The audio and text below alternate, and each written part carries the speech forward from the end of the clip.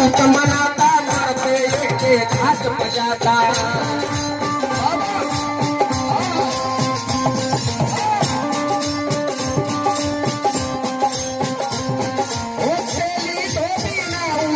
विद्वान पंडित बाबा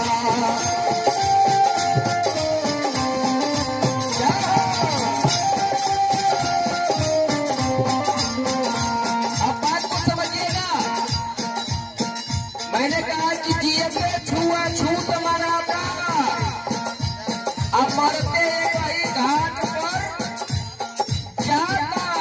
तेली धोबी नाव चमार विद्वान पंडित बाबा। थोड़ा थोड़ा कम रखिए वे लोगों को। हाँ, मेरी लाइन को जरा ध्यान से सुनिएगा। कोई ऐसा घाट नहीं है, कोई ऐसा घाट नहीं है जहाँ चमार की लकड़ी अलग रखी हो, यादव की लकड़ी अलग रखी हो, पंडित जी की लकड़ी अलग रखी हो, बाबू साहब की लकड़ी अलग रखी हो। नहीं, अरे हमने कहा एक बात समझिएगा जोगिंदर भैया और मीठा, एक लाइन समझा देता हूँ। जितना पैसा वाला इस पट्टी गांव में कोई भी होगा, बहुत अमीर आदमी की बात कर रहा हूँ और बहुत गरीब आदमी की बात कर रहा हूँ। इसी गांव में एक ही दिन दोनों मर जाए, अगर राजा और फकीर, इसी गांव का राजा हो और इसी गांव का फकीर हो, अब दोनों एक दिन मर जाते हैं, अब दोनों की लाश इसी घाट पे जाती है, माऊ नदी के किनारे।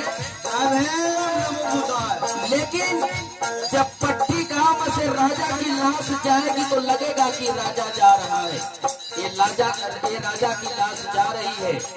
और इसी गांव का फकीर मर गया तो उसका भी लगेगा कि ये फकीर की लाश जा रही है। लेकिन जैसे वो घाट पर जाता है, जब दोनों को उतार के एक टिकठी पर, एक चीता पर सुला दिया जाता है, तब किसी से पूछिएगा अनजान आदमी से बुलाकर कि जरा बताओ इसमें से कौन राजा है और कौन फकीर है। 4 रुपया का लकड़ी राजा साहब का खरीदा जाएगा, 2 रुपया का लकड़ी उस फकीर की भी खरीदी जाएगी।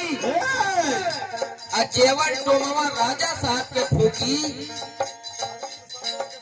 और वे डोमवा फकीरों के फूकी। कितना पैसा है भैया ये बताइए। पैसा वाला का औकात उसी घाट में पता चलता है। अनिल बाबू संतोष के साड़ू है। अच्छा, संतोष जी के साड़ू अनिल भैया की तरफ से 20 रुपयों का सम्मान। इसीलिए मैंने कहा, जानते हैं थोड़ा मैं गा नहीं पा रहा हूँ इसलिए कि बहुत डिस्टर्ब हो रहा है हमें गाने में। मैं गाता हूँ ना तो मैं चाहता हूँ कि लोग मेरे गाने को सुने, और जो नहीं सुनेगा वो जानेगा, उसका काम जानेगा।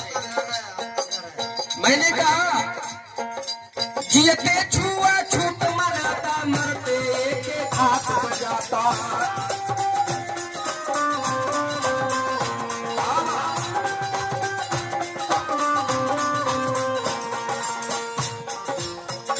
एक ही घाट एक ही लकड़ी, बाबा एक ही घाट एक ही लकड़ी।